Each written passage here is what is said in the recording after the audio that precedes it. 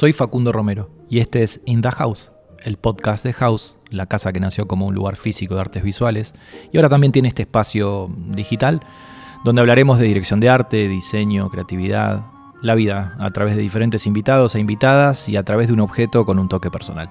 Leandro Ibarra es diseñador, disjockey, actor y astrólogo. Hoy con él vamos a hablar un poco de la interdisciplina, de la curiosidad como norte, del mensaje interior llevado al exterior y de cómo no siempre hace falta elegir, sino más bien incluir. A ver qué sale. In the House, un podcast visual. Lean, ¿cómo andás? Muy bien. ¿Todo bien? ¿Todo tranqui? Todo bien. Bueno, gracias por venir. Por favor, un placer. Bienvenido. Y como venimos haciendo siempre con todos los invitados y las invitadas, tenemos siempre una palabra disparadora, que ahora te voy a contar la que yo creo que puede ser un buen trampolín para esta charla. Pero antes que eso, me parece que estaría bueno que vos te presentes un poco. ¿Quién es Leandro? ¿O cuál es cómo lo definirías en términos profesionales al menos? O bueno, lo que te motiva, no sé. Bien. Leandro es diseñador gráfico. Me gusta hablar en tercera persona como el Diego. Sí. En realidad es como un poco una trampa lo de soy o es verdad. ¿no? Sí, por eso yo cada vez que lo planteo dudo. Porque... y está bueno el recorte que hiciste en relación a lo profesional, porque efectivamente trabajo como diseñador gráfico. Hay como tres grandes patas hoy en día en mi vida. Una es el diseño, otra es la docencia en muchos aspectos. Algunos que tienen que ver con la docencia del diseño gráfico. Soy profesor adjunto de una cátedra de diseño, de la cátedra Gabriele. En la FADU. En la UBA. Hace 20 años. Qué bueno. Y también doy clases en un espacio que comparto con colegas astrólogos. Soy astrólogo. Bien. Trabajo como astrólogo. Entonces hay toda una parte que tiene que ver con el autoconocimiento y con esas búsquedas que también a esta altura es como un terreno bastante presente en mi vida. Bien. Después hago muchas otras cosas, entre ellas pasar música, por ejemplo, o la actuación en algún momento de mi vida. Eso te iba a decir, tuviste un recorrido actoral también. También, sí. Mirá qué bien. A mí me parece que justo esto es un buen disparador porque la palabra que yo creo que puede ser un trampolín para la charla que tengamos es la interdisciplina. Y cómo las fronteras por ahí se diluyen entre estas cosas o cómo las personas que creemos que somos y las etiquetas que tenemos profesionalmente en realidad se desdibujan en la medida que vamos avanzando, creciendo, entendiendo, vibrando. ¿Qué me puedes decir de la interdisciplina? En principio que en mi caso, por ejemplo, se dio de una manera muy natural y muy intuitiva. Incluso mi acercamiento al diseño gráfico fue un acercamiento muy intuitivo desde muy chico. Yo a los 13, 14 años más o menos supe que quería ser diseñador gráfico y de una manera muy intuitiva me fui acercando a la música, a cierta cultura de la noche, aún siendo muy chico, al mundo de las discotecas, a la moda, a ciertos medios, a donde después empecé a trabajar muy joven, empecé a trabajar a los 15, y ese recorrido y esa deriva, que era un poco la de un preadolescente, adolescente muy deseante de algo que desconocía, pero que todo le llamaba la atención, como, esta música, esta noche, este lugar, las discotecas. 90s. Los 90s, 1992, sí, 1994, sí. ¿No? Como en ese periodo. Entonces, todo eso que fue como un poco mi caldo en donde me cociné, después en mi vida también se fue como dando de una manera bastante orgánica. Porque a partir del diseño gráfico es que yo llego al teatro, y cuando llego al teatro y descubro a mis 20 años el mundo del teatro, decido que quiero estudiar teatro, no solo que me gusta ir a ver teatro. Y me empiezo a formar como actor. En paralelo al diseño, ¿no? Se canibalizaban, se retroalimentaban. En paralelo al diseño, y también vale decir que antes del diseño estuvieron las artes visuales. Bien. O sea, yo estudié pintura y dibujo desde chico. Y a los 12 años tuve una maestra de dibujo y de pintura que me habló por primera vez del diseño gráfico y yo dije, ¿y esto qué es? Y a partir de ahí se activó algo que después me hizo investigar y después llegó de una manera muy, muy rara a mi vida porque había unos suplementos de coleccionables que vendían en los kioscos de revistas de una editorial española que se llamaba Diseño Gráfico por Ordenador. Uf. Y eran fascículos. Creo que ya tiré casi todos. Alguno creo que conservé y no sé muy bien dónde está. Pero yo empecé a leer eso, entonces empecé a leer teoría del color, empecé a leer sobre tipografía, empecé a leer sobre composición, sobre el mundo publicitario, que había una figura de un creativo, que había una figura de un redactor o un copywriter, le decían ahí. Y yo era como, ¿qué es el copywriter? Sí. Bueno, pero te deslumbraba, te atraía, te seducía. Sí, y me resultaba tremendamente natural y orgánico. Bien. Entonces, de la pintura surge el diseño. Tuve una profesora suplente de dibujo en la secundaria que nos hizo diseñar una tapa de un álbum como ejercicio de dibujo de segundo año del colegio secundario, en un colegio bachiller mercantil, de formación religiosa, o sea, como... ¿Quién diría, no? En ese espacio. La profesora Carnevale, que era una suplente y era hermana de un compañero nuestro, era diseñadora gráfica y fue la que me presentó por primera vez la disciplina en términos concretos.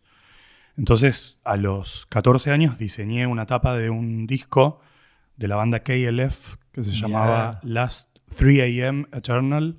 Era el track del momento. Y el álbum se llamaba The White Room. Uh-huh. Entonces, ahí apareció el diseño que después, insertado en el mercado laboral a mis 15, 16 años y trabajando en una revista, primero como cadete y después empezando a hacer algunas cosas, a escanear fotos, a tipear textos, porque como sabía y sé tipear sin mirar, con los 10 dedos de las manos, las desgrabaciones en ese momento de las entrevistas las hacía yo. Mirá, o de los textos. Qué loco. Así empecé. Entonces, todo ese cultivo en los 90 del diseño, de la noche, de la música y bla...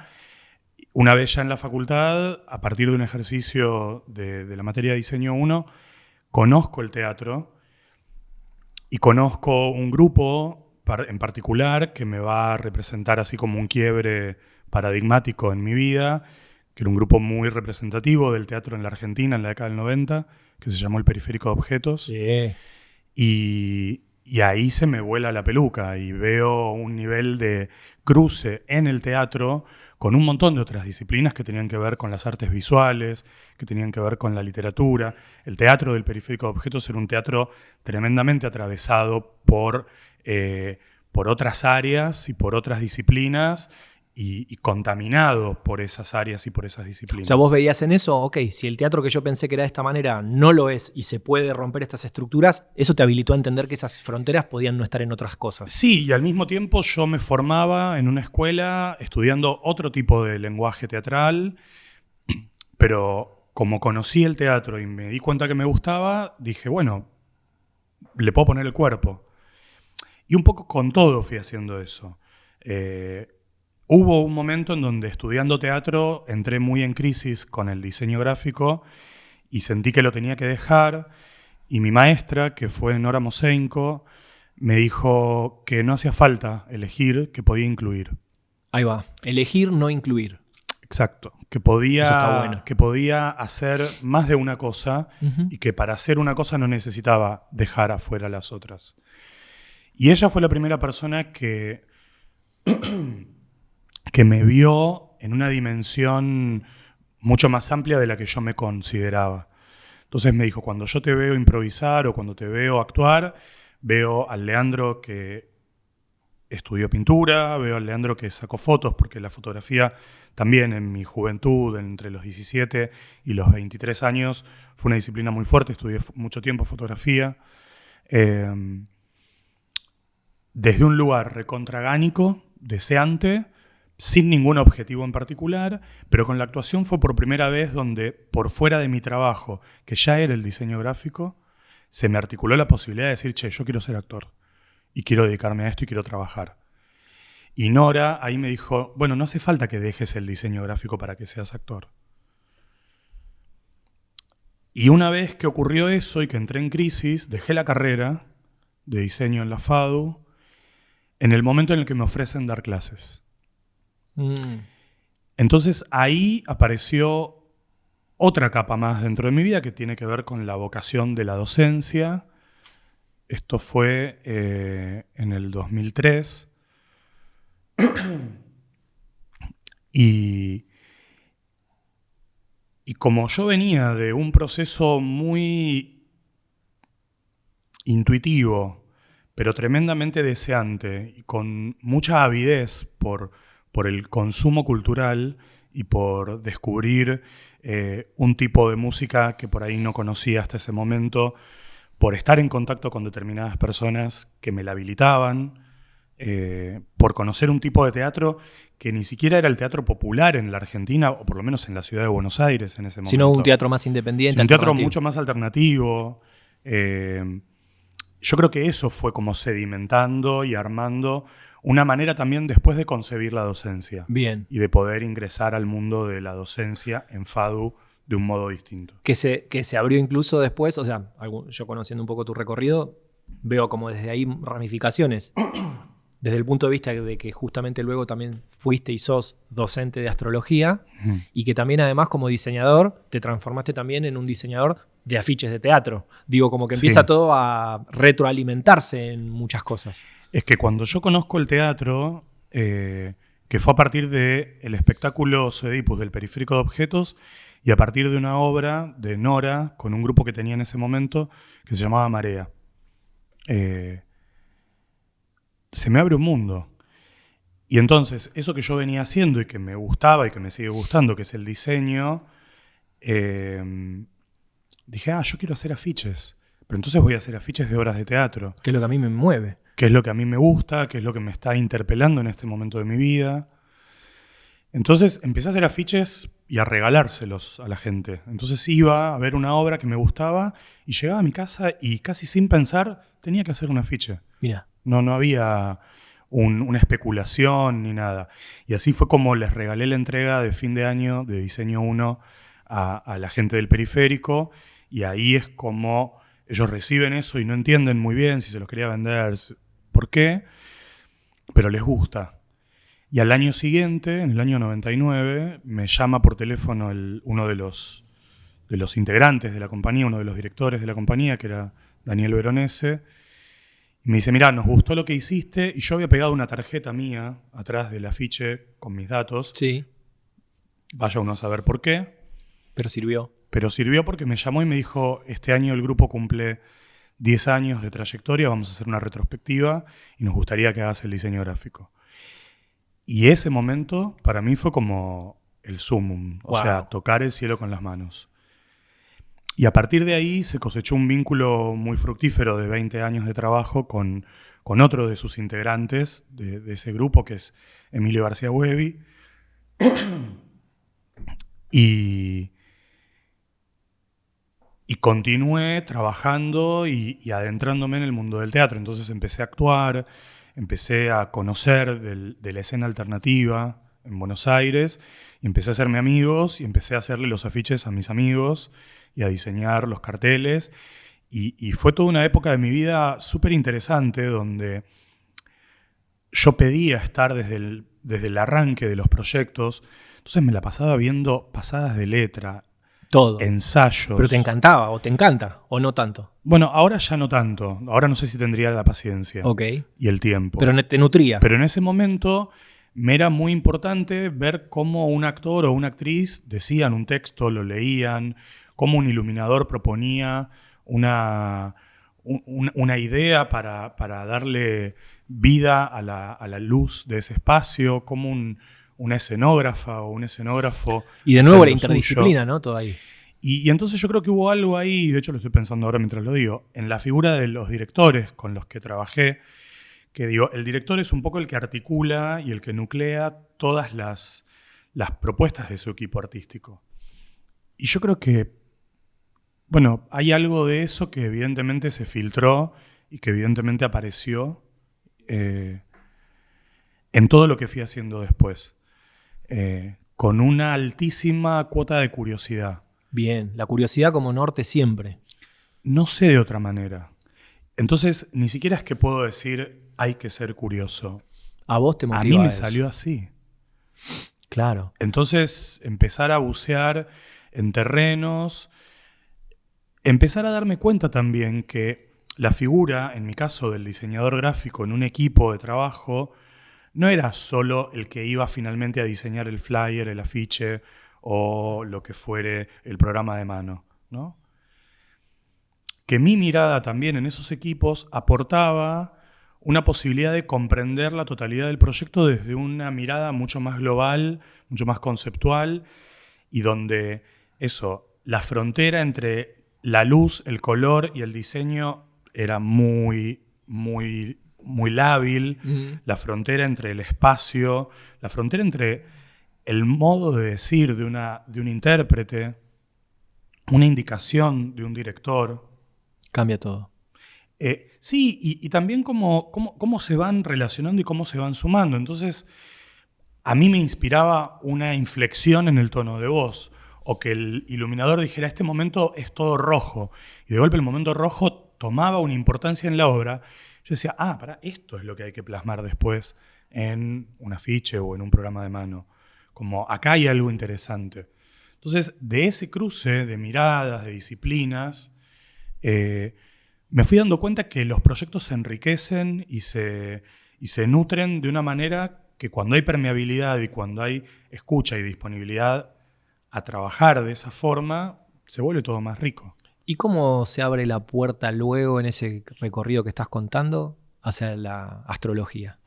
Pasó mucho tiempo. Me salté muchos capítulos. Sí, en realidad lo que hay en el medio es un gran desarrollo de mi carrera docente y de mi trabajo con un equipo en la FADU muy fértil para desplegar todo esto. Y también en ese momento aparece una incipiente vocación de DJ, ¿no? Yo desde muy chico tengo una relación muy fuerte con la música y siempre escuché cosas que la gente de mi generación no escuchaba. Siempre viví un poco como con la sensación de que era un incomprendido dentro de mi rango etario. Ok. Creo que recién ahora hay algo de eso que se está como acomodando. Qué bueno. Incluso porque soy grandote y siempre fui muy alto y muy grandote, entonces siempre parecía más grande de lo que era. Podía ir a bailar a discotecas como El Cielo. Que en su momento, si eras pequeñito a los y 15 joven. años, porque medía 1,80 m y Claro. pesaba 90 kilos, y nadie sospechaba que era una criatura de 15. Y entonces yo estaba ahí, presenciando eso. Entonces en el medio también aparece la música. Y algo que me ocurre pasando música y en lo que implica ese momento de canalización que tiene que ver con la pista de baile y con elegir la música, es que me doy cuenta que elegir qué tema viene después que otro es exactamente lo mismo que elegir qué imagen viene después que otra, o que este color queda mejor al lado de este y no al lado del otro. ¿Hay una curaduría desde ahí o algo así? Sí, un concepto de edición, diría Edición. Un concepto de cómo editar los materiales. Bien.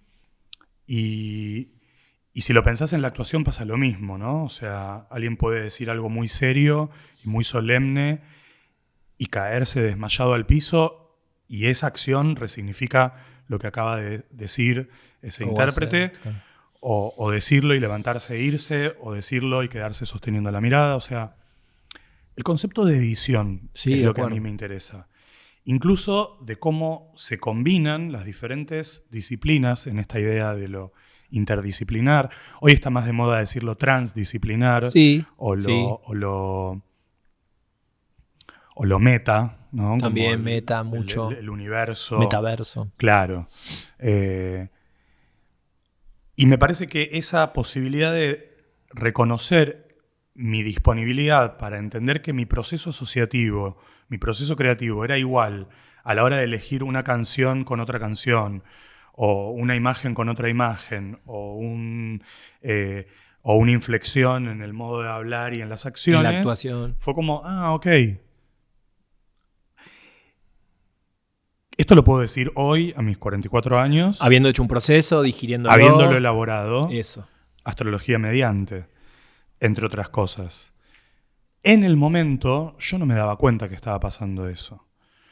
Entonces, cuando empiezo a ser consciente que el proceso tiene esa característica, ese rasgo, me doy cuenta que eso es lo que tengo que enseñar, o que eso es lo que a mí me interesa enseñar. En todos los ámbitos en donde despliego la docencia, independientemente de las especificidades que cada ámbito tiene, por supuesto, ¿no?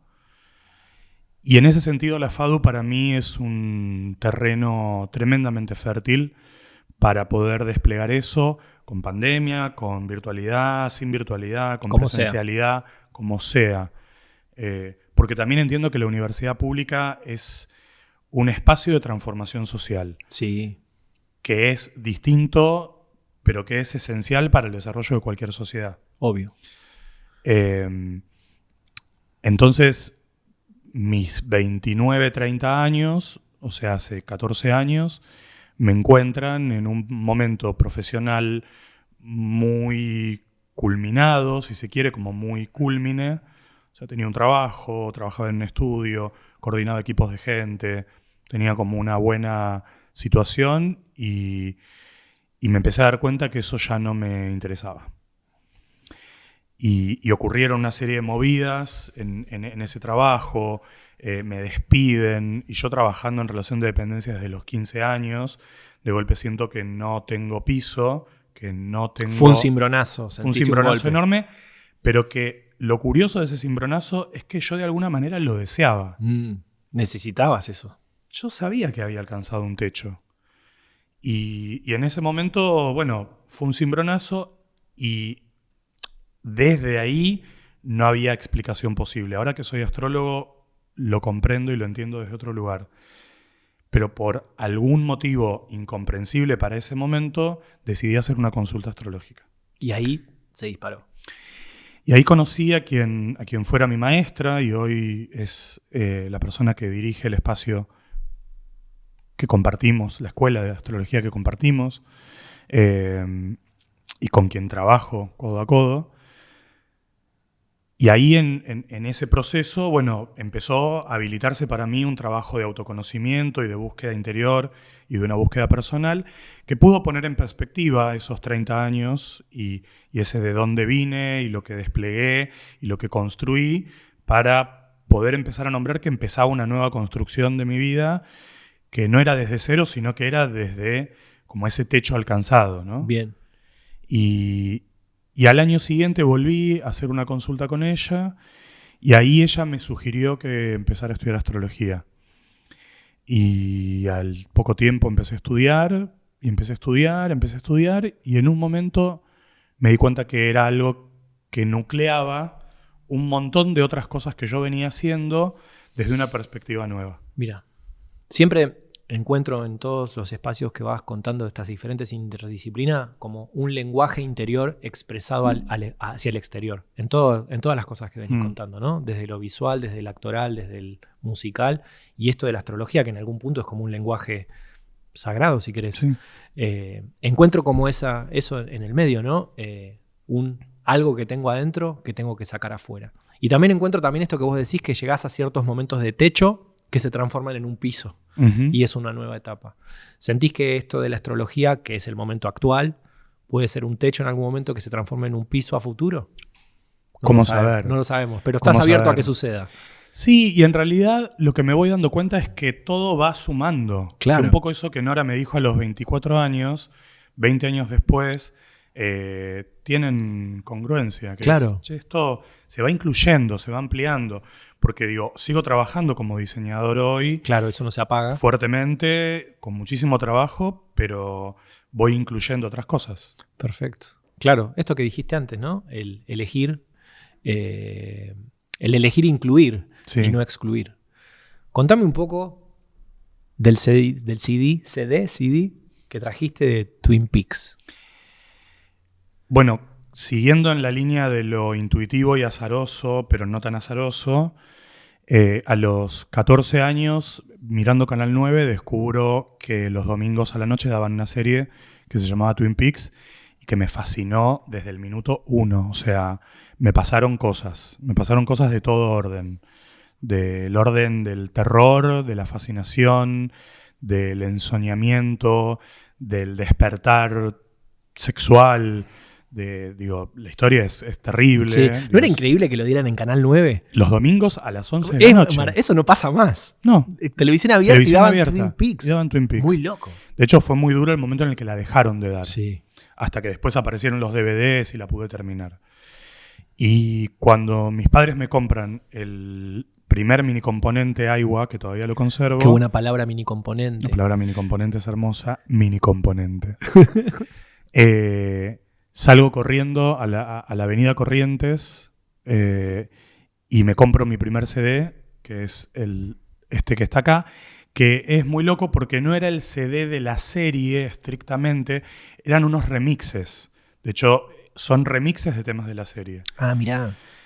Y yo creo que ahí hay algo como fundacional en todo esto que conté recién, ¿no? En la música, en el universo visual, cinematográfico, en lo que implicó también la iniciación a un montón de cosas. O sea, en Twin Peaks la gente se drogaba, tenía sexo, había violaciones, femicidios, había el concepto del mal como algo ininteligible, incomprensible. Había también un concepto muy grande del bien, había esoterismo, había magia, había un detective que resolvía el caso de manera oracular y no Ahí siguiendo va. la lógica detectivesca. Mirá, y se aparecen y eran señales para vos en algún punto. O bueno, años después podés encontrar ahí ciertas cosas. Y acá hay, por ejemplo, temas de Ryuichi Sakamoto. Es la primera vez que yo escucho a Sakamoto, que escucho a Mike Oldfield con Tubular Bells, Mirá. a Vangelis, que era algo que escuchaba mi padre cuando yo era chico y de golpe era como, wow, qué interesante. Ahora es parte de mi universo.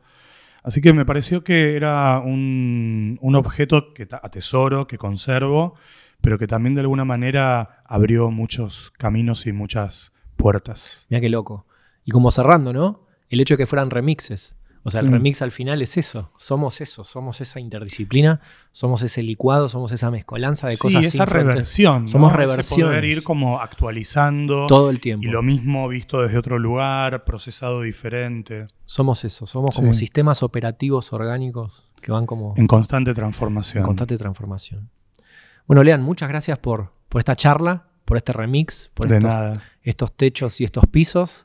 Y nos estamos cruzando como siempre. Por supuesto. Gracias a vos.